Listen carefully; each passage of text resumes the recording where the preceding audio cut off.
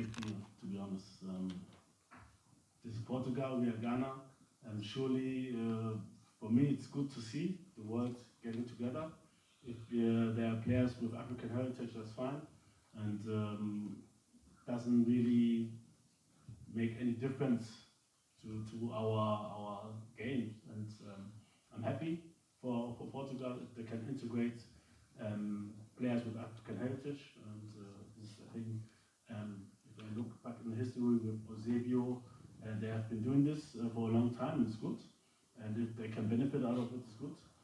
And what I can see also now is that a lot of players born in Europe also playing for Africa now, so it goes vice versa. I myself was born in Germany and I also played for Ghana, so yeah, that's the way it goes sometimes, and I don't see anything negative in this. And if you have possibility, if you have two hearts, two nationalities in your heart, and you have the possibility, then you should use it.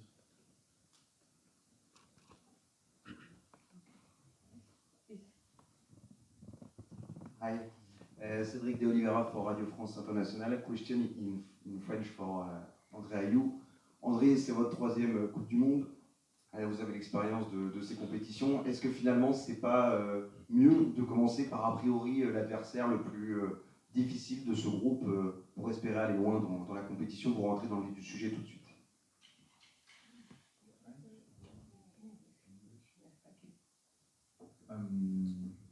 Yeah, I think as you said, it's on paper the toughest team in the group, but there is no good time to meet anyone, because whatever happens, we'll have to meet each other at some point. So whether it's the first, second, or third game, it's no problem. The only thing is when you're playing the first game in a tournament, it's never the decisive one, because whatever happens in that game, you still have a chance in any way to be able to go through. So that's the only difference that you're going to have in the first game compared to the other two. So the first game is a game where you can really go for it, try anything you need to try, be brave, and hopefully get something out of it, which can be a great bonus for us before the next two games. Okay, please, Mike here. Hello, Hervé Penaud from L'Équipe. My question goes to OTTO. I wanted to know, you added some new players in your team the last few months, even the last few weeks, and I wanted to know how is it possible to create a team spirit, even a team in a sense, when so many new players are coming in? Thanks. How is it possible? Yeah, I know it is possible, and surely we talk with the players before they come to the camp, and some are, even though they didn't play for the national team before, they're not unknown. So it's the criteria for the 26 are on the pitch and also off the pitch, and good character and good mentality is surely one of them. And so I wasn't afraid that they won't fit into the game.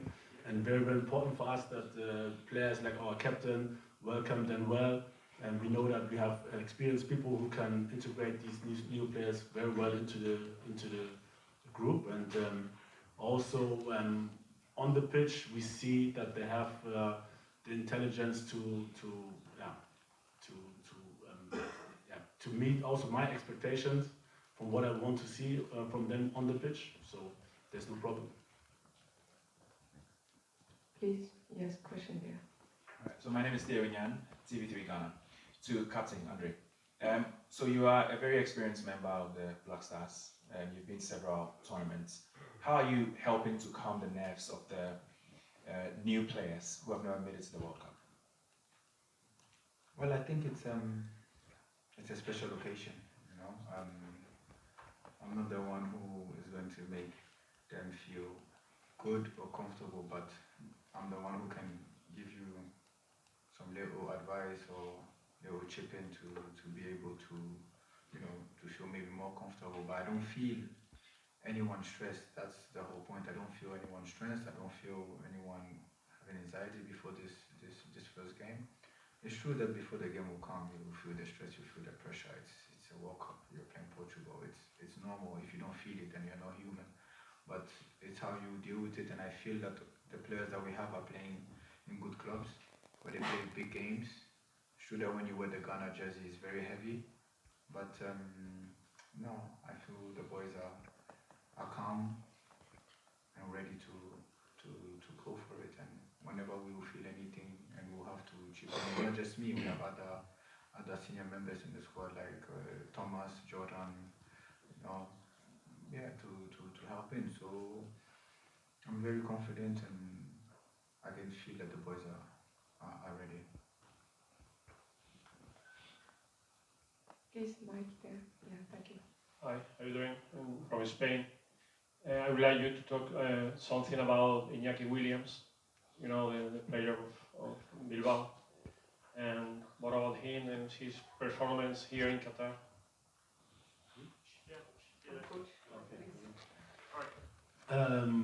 Yeah, Iñaki's it's a good player, a new member. I think he integrated well, very well. He had his first matches in September, and I mean it's not a big news if I say that he's a very powerful striker, good runs, good positions between the lines, good connections with the player, very intelligent and good work ethic against the ball, very nice character. So he integrated very, very well. I think he feels good from what I see and what I heard from himself when I talked to him. And yeah, I think looks like the call to the national team of Ghana even gave him more strength. And you can see it when he plays at Atletico, he's making a lot of goals together with his brother and a lot of assists. So really looks good, and I'm looking forward to seeing him at the World Cup also scoring. Please, Mike.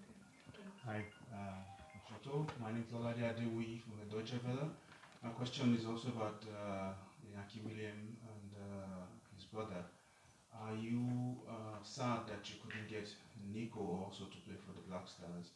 Because this looks like, if you remember the Ghana team of 2010, Jerome Boateng and Prince on different sides of the aisle. How do you feel not getting Nico onto this Black Stars team? Yeah, sad would be the wrong word. I think it's everyone's decision, and I really fully respect him for this decision. And there's nothing more to say. We have a good squad.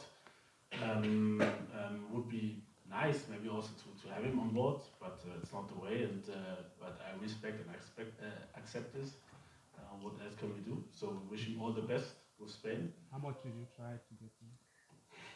Yeah, Please, this one question. It's not, an interview. Thank you so much. no, we talked to him, and the same with Iñaki, and Iñaki decided for us, and Nico, was close to come, but then he decided for Spain. It's okay. It's a difficult decision, especially if you've been living in Spain for all your life, and I can understand this. It's not easy. It's not like a club level where you can change from next year to another club if it doesn't go well or so. It's a lifetime decision, so it's not easy, and so we respect him for his decision. We'll take question there, and then we'll see here. Hello, I'm going to do my question in Portuguese from the Portuguese news agency, Marco Oliva. My question is for André. André, em 2014, no Mundial 2014, o André esteve no jogo com Portugal e Gana. Desde então já passaram 8 anos. Que diferenças é que há entre as duas seleções relativamente a essa altura?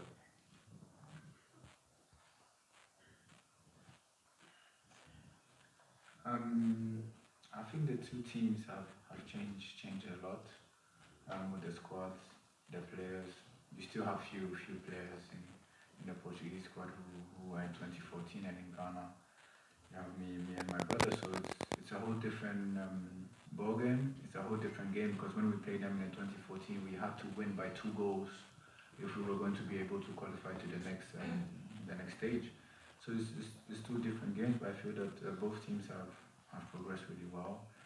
since then, after Portugal won the Euros, we have been progressing.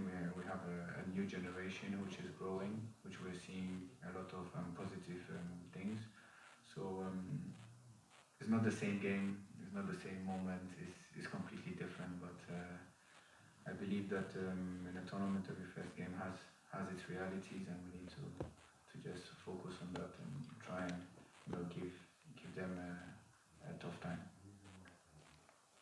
Please, question here. Yeah. Also, my name is Eric from Radio Africa Group in Kenya. Ghana has been to the quarterfinals before. I would like to know what's your target coming to this World Cup here in Qatar? Jumbo. I would say, I mean, surely we want to survive the group stage, and but I think we go well by going game after game, and so our full focus is on the Portuguese game, and if we don't look too far, if we concentrate on the next game, I think we can reach something. But yeah, like I said, we have to survive the group stage, and then from there nobody knows. Depends on who you get or whatsoever. Also how you play, and it's very, very difficult to predict. So we have one aim, and this is to win against Portugal, which will be very, very difficult. And then after this, we look for the next step. Please, question, sir. This question is from Juan Torino, W Radio.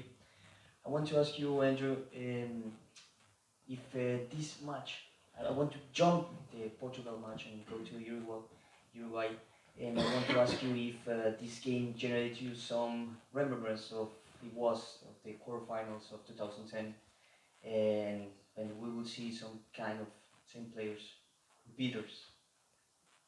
Well, honestly, right now we're focused on Portugal. We're not thinking about Uruguay at all. It's the last game, and that game will have its own meaning at that time, because at that time 2 games would have been passed, and you know what's happening, and the game will have its own importance.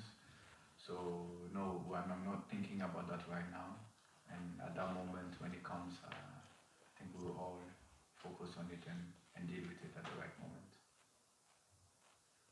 Last question, please. Thank you.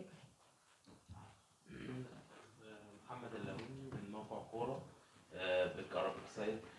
سؤالي للمدرب اوتو ادو، كلمنا اكتر عن ازاي ان انت هتقدر توقف اسلحه منتخب البرتغال. مع كريستيانو رونالدو طبعا نجم كبير، لكن في برونو فرنانديز وكمان في برناردو سيلفا وبعض الاسماء الكبيره. شايف المواجهه دي ازاي تتكتل ما بينك وما بين المنتخب البرتغالي؟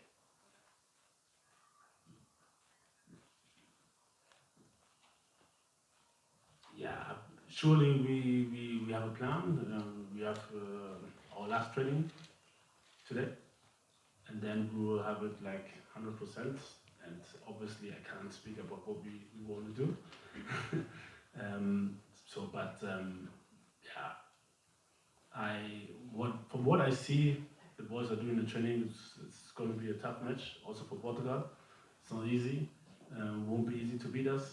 And that's all I can say. I don't know who's going to play, but I think maybe Cristiano will play, and also Bernardo Silva. They're really, really good players, but we also have a good defense. So it's going to be difficult, but nothing is impossible. Yeah, that's all I can say. Before concluding, please note the official training of Ghana is scheduled today at 4:30 at Spire Zone Facilities 1, and the first 15 minutes are open to the media. Thank you, Coach Otto. Thank you, Captain Ayew, and thank you all for attending this press conference.